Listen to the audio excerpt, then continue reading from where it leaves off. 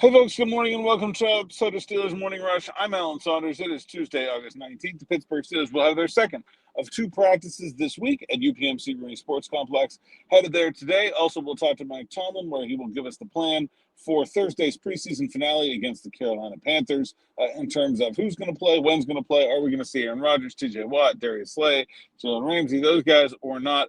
Also happening at UPMC Marine Sports Complex today, free agent wide receiver Gabe Davis is taking a visit with the team. That's his second visit this offseason.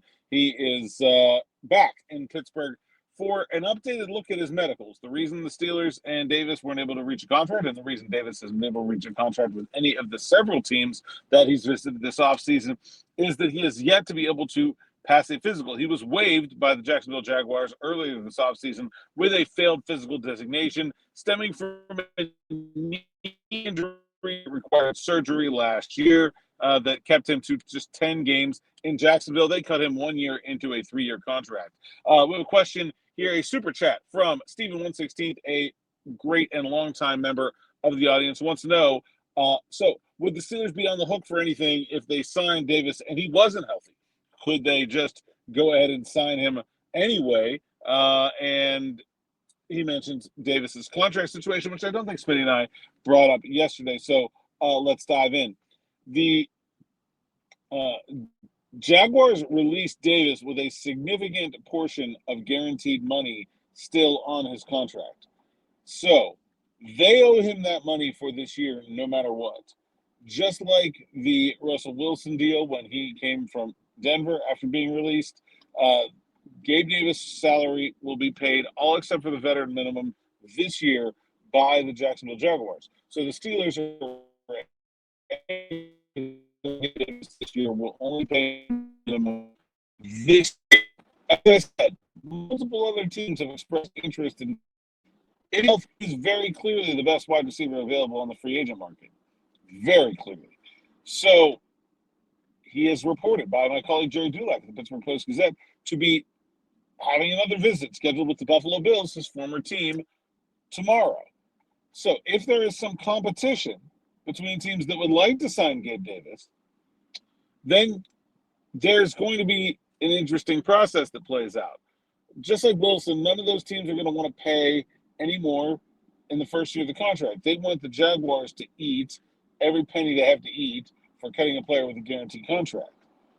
But maybe someone would be willing to offer Davis, who's only 26 years old, a multiple-year deal, whether that's guaranteed or not guaranteed, or putting something on paper in the future. Then the team certainly would not be willing to take a risk on a player that is not currently healthy. If they're just getting him for the veteran minimum, I think the Steelers probably still wouldn't do that.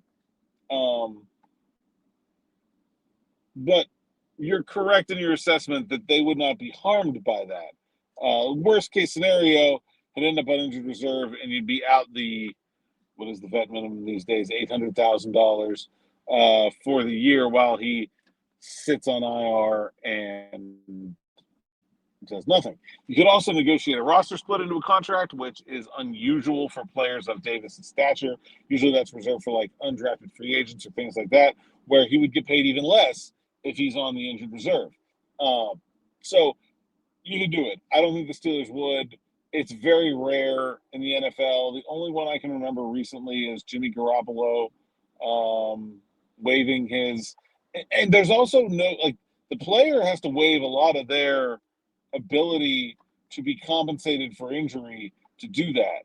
So I'm not sure that the player would be willing to sign the kind of things that he would have to sign away in order to make that deal happen, especially when it seems like everyone's thought process is at some point Gabe Davis is going to be healthy enough to play regular season football games this year.